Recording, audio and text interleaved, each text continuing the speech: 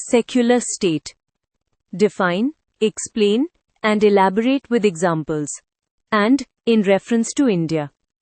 And with reference to religion, communalism, and politics in India. Let's use a simple diagram to make the relationship easier to see, ताकि picture clear हो जाए। चलो पहली core idea पकड़ते हैं। जब हम कहते हैं सेक्युलर स्टेट, तो हम स्टेट की पोजीशन की बात कर रहे होते हैं, रिलीजन के अगेंस्ट या फेवर में नहीं, बल्कि सबके लिए फेयर। इसका मेन गोल होता है सिटीजन्स के राइट्स प्रोटेक्ट करना, रिगार्डलेस ऑफ देयर फेथ। अब एक कॉमन कंफ्यूजन क्लियर करते हैं। सेक्युलर का मतलब एंटी रिलीजन बिल्कुल नहीं होता। मतलब ये होता है कि गवर्नमेंट का डिसीजन मेकिंग रिलीजन से कंट्रोल ना हो।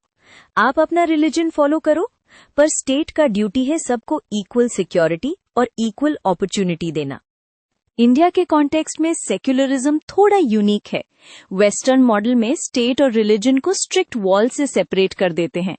इंडिया में अप्रोच ज्यादा प्रिंसिपल्ड डिस्टेंस वाली है। स्टेट इंटरवीन कर सकता है, पर इक्वालिटी और रिफॉर्म के लिए। ये पॉइंट आपको एग्जाम्पल्स में हेल्प करेगा। अब आंसर स्ट्रांग बनाने के लिए कॉन्स्टिट्यूशन का एंकर जरूर दो। इंडिया में सेक्युलर वैल्यूज फंडामेंटल राइट से सपोर्ट होती है, फ्रीडम ऑफ रिलीजन, इक्वालिटी और नॉन डिस्क्रिमिनेशन। ये दिखाता है कि सेक्युलरिज्म सिर्फ स्लोगन नहीं, लीगल फ्रेमवर्क है। चलो अब एग्जाम्पल से कॉन्सेप्ट को रियल बनाते हैं। एग्जाम्पल आप ऐसे चूज करो जिसमें स्टेट का रोल न्यूट्रल या रिफॉर्म ओरिएंटेड दिखे, जैसे रिलीजियस प्रैक्टिसेस पर रिफॉर्म या इक्वल राइट्स का इशू।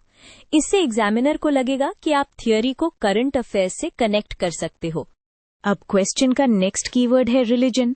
रिलीजन सोसाइटी का स्ट्रॉन्ग आइडेंटिटी फैक्टर है, beliefs, rituals, community life. Secular state का जॉब रिलीजन को एलिमिनेट करना नहीं, बल्कि ये इंश्योर करना है कि रिलीजियस आइडेंटिटी पब्लिक पॉलिसी को अनफेयरली डोमिनेट ना करे। यही ब्रिज कम्युनलिज्म तक ले जाता है। अब कम्युनलिज्म को क्लियरली डिफाइन करते हैं, क्योंकि यहाँ स्टूडेंट्स ऑफन सिर्फ राइट्स लिख देते हैं। कम्युनलिज्म का मतलब होता है रिलीजन बेस्ड ग्रुप आइडेंटिटी को इतना पॉलिटिकल बना देना कि वी वर्सेस दे माइंडसेट क्रिएट हो जाए। ये प्रेजुडिस, हेट्रेड और वायलेंस तक लीड कर सकता है। इस डेफिनेशन से आपका आंसर मैच्योर लगेगा। अब पॉलिटिक्स वाला पार्ट, ये एग्जाम के लिए को लिंकेज है।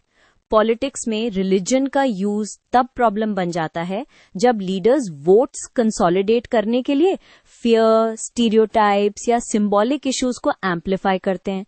इससे पोलराइजेशन होती है और सेक्युलर गवर्नेंस वीक पड़ सकता है। आप यहाँ दो चीजें बोल सकते हो, short term electoral gain, long term social cost.